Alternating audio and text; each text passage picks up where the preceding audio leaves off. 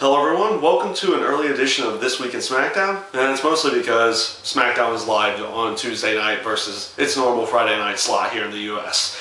So basically, a lot of the stuff that you saw on the show ended up being nothing more than hoopla or a waste of time because it was a holiday special, which essentially looked like that's what it was going to be for the opening segment as well until Cody Rhodes came out.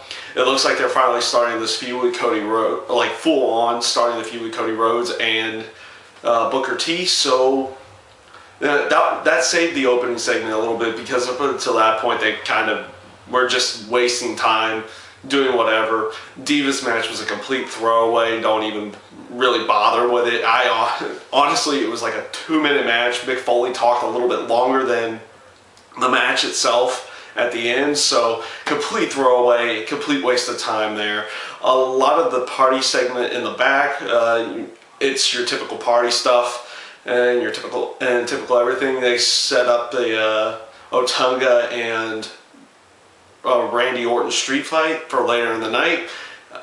That was the street fight itself was okay. It was really pretty much all Orton until Barrett came out to help out Otunga a little bit and get in there and further that storyline. But for the most part, throwaway match, throwaway street fight, just out there to get Otunga beaten up and give the fans a little bit of something there because he's been pretty much in the back most of the time. They're continuing this feud with Ted DiBiase and Jinder Mahal. He's not, like I said, it's nothing, not a big storyline, but it is something at least for the two of them to do. I mean, Jinder Mahal's been shoved under the rug for the longest time now, and Ted DiBiase's trying to build himself up. So they continue that feud through the night. I'm trying to think. Oh yeah, the Battle Royal, again, pretty much a throwaway in the end because one of them was supposed to get a Christmas wish, blah blah blah, all that kind of stuff. And of course they had Hornswoggle win it, and they have one more backstage segment where they have him talk.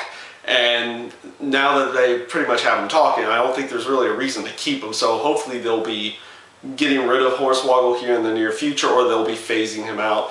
Either that, or they'll try building him into a different feud with someone else at that point in time. So we'll see where they go with that. But pretty much the best thing of the night was the Daniel Bryan Mark Henry match.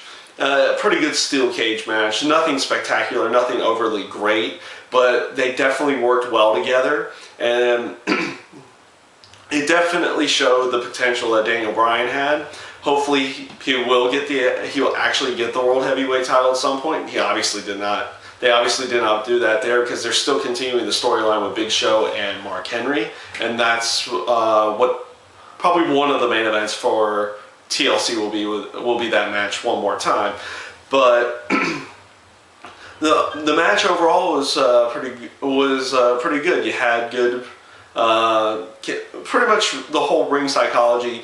Either Daniel Bryan going after the leg when he wasn't getting his beat down, or he wasn't getting beat down, or attempting to escape the cage towards the end. It all seemed to work going into the finish, which was also a nice finish with the World's Strongest Slam off of the second rope. So that wasn't a horrible match, but in the grand scheme of everything, this SmackDown was, even though it was live, and I do like SmackDown being live a little bit more than being taped, it was definitely a throwaway SmackDown because they based it mainly around their holiday theme, and they did build some of the storylines in there, but they didn't do a lot with everything in there. And like I said, three of the matches on the card were essentially throwaway matches to begin with. So all in all, a pretty poor SmackDown this week,